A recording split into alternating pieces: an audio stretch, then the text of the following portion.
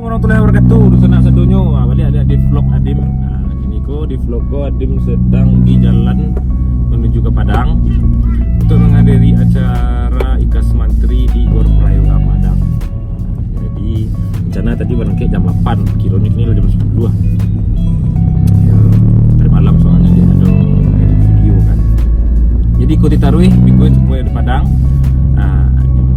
Aja itu.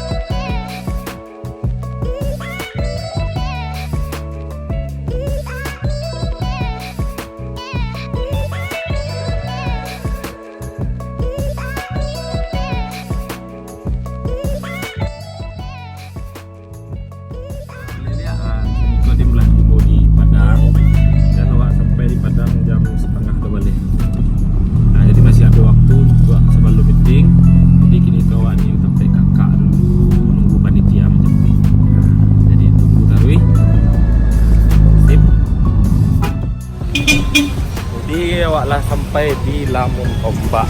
Jadi kita akan meeting dulu. Jadi ikuti keseruan di Sabantalai. Yuk masuk.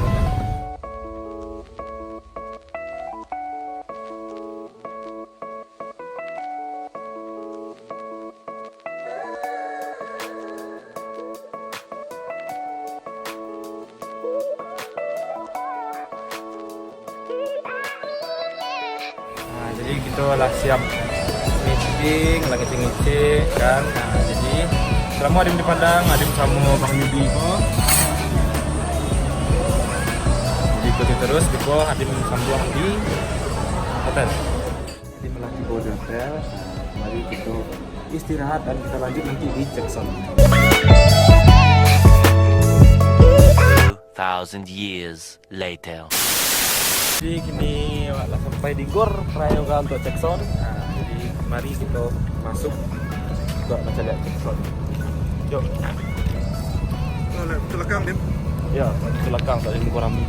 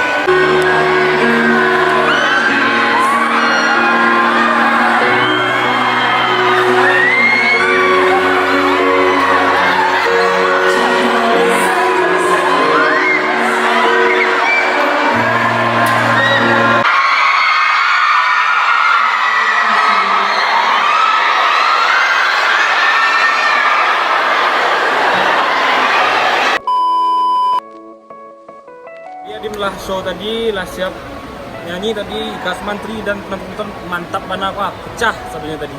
Makasih banyak terima kasih. Nah, video lupa subscribe-nya, like-nya, share-nya. Nah, support channel Nadim Tarwi. Mudah-mudahan Nadim bisa menghibur udah Indonesia dunia tadi. Assalamualaikum warahmatullahi wabarakatuh.